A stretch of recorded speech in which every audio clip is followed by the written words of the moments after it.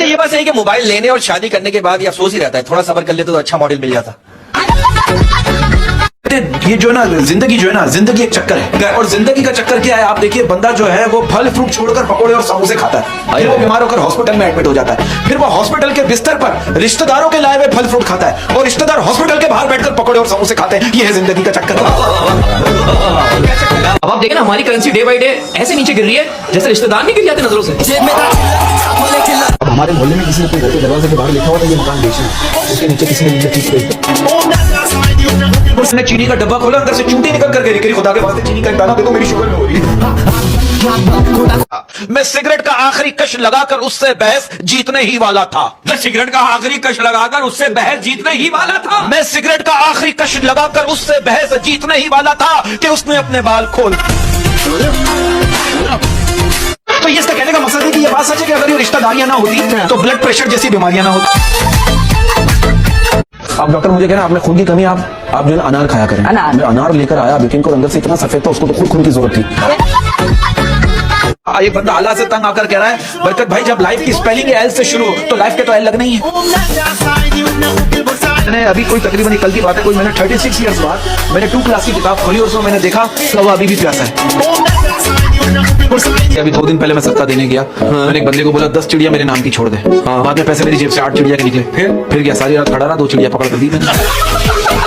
अच्छा सही में आप गाड़ियों की बात करें, मुझे ये 40 से 55 लाख की रेंज में कोई गाड़ी बताइए और ये भी बताइए इतने पैसे मैं कहां से करूं। अच्छा आपको पता है इंसान पहला प्यार क्यों नहीं भूलता? क्योंकि इन्वेस्टमेंट बहुत ज्यादा होगी। अब एक अंग्रेज मुझसे कह रहे पाकिस्तान में गुर्बत होता है, मैंने कहा बेटा तुम्हारा पूरा मुल्क जितना ऑयल खाता है उतना तो हमारी अम्मा पाई के सालन में डालती है।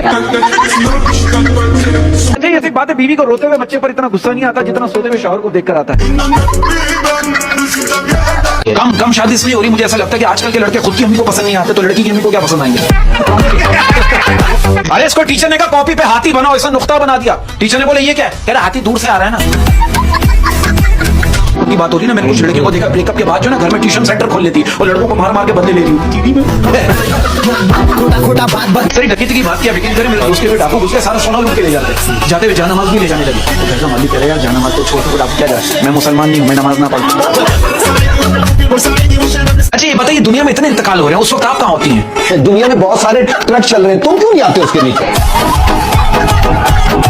और मैंने कुछ लड़कों को देखा जिन लड़कों को गर्लफ्रेंड मिलने की उम्मीद खत्म हो जाती ना, फिर वो यही कह रहे थे कुछ नहीं का टाइम काम होने यार।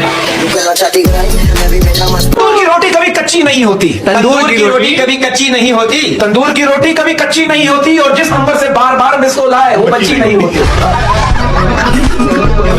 कि भाई वो कहती है मुझ में क्या पसंद है, वो कहती है मुझ में क्या पसंद है, वो कहती है मुझ में क्या पसंद है, जब बताता हूँ तो कहती है हट बदतमीज।